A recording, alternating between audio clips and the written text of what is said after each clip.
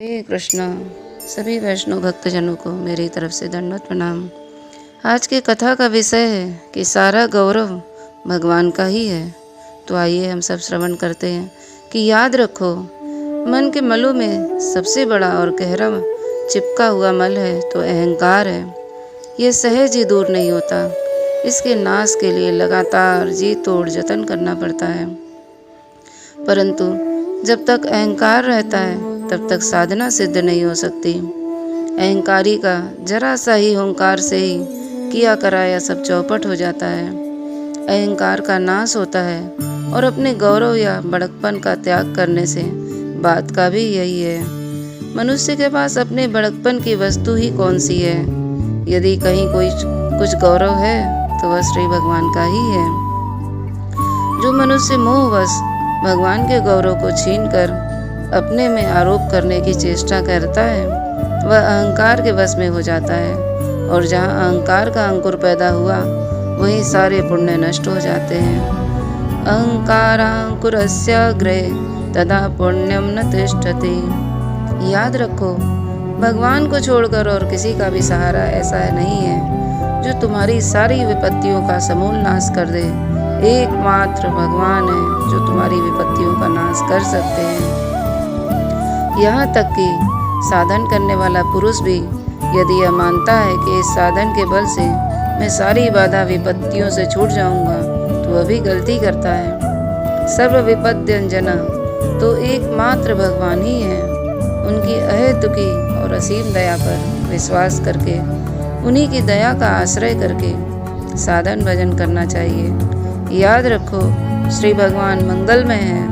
उन्होंने तुम्हारे लिए जो कुछ विधान कर दिया है वह सर्वथा मंगल से परिपूर्ण है। यदि तुम उनके मंगल विधान को प्रसन्नता के साथ स्वीकार करोगे तो निश्चय समझो तुम बड़े ही अभागे हो, तुम अबोध हो।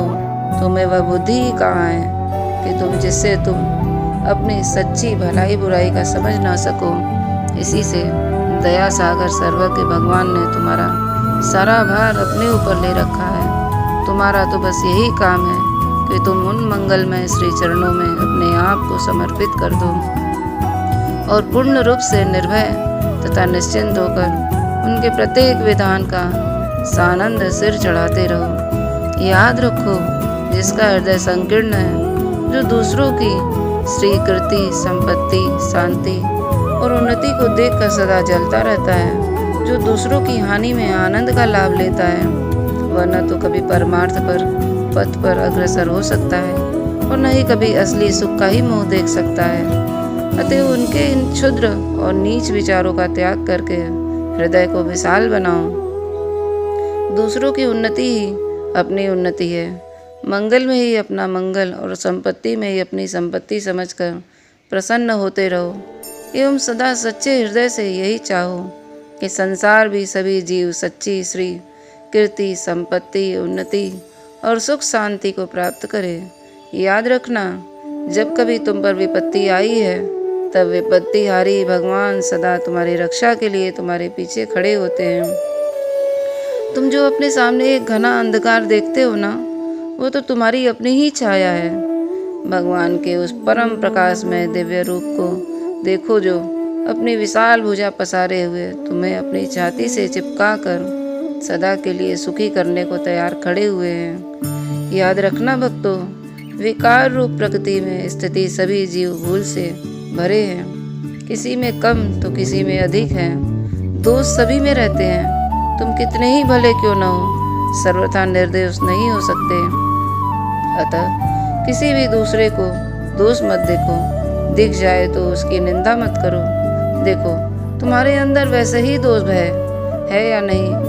यदि है तो उनके लिए पश्चाताप करो और चेष्टा करो जिससे वे मिट जाएं। निश्चय समझो, दुनिया उसके रंग की दिखती है जिस रंग का चश्मा होता है। तुम निर्दोष हो जाओगे तो फिर तुम्हें कहीं कोई दोष दिखेगा ही नहीं। ब्रह्मनिष्ठ को सर्वत्र ब्रह्म ही दिखा करते हैं। हरे कृष्णा। तो मेरा इन सारी कथाओं को बोलने का सिर्फ और सिर्फ एक ही उद्देश्य है कि जब हम भगवान की भक्ति करेंगे तो इन सीढ़ियों को हमें पार करना पड़ेगा कि भगवान सर्वत्र दिखाई देते हैं। भगवान मंगलमय है। और भगवान की भक्ति करना हमें कितना ज़रूरी है, भगवान की भक्ति करने से हमें क्या लाभ होता है।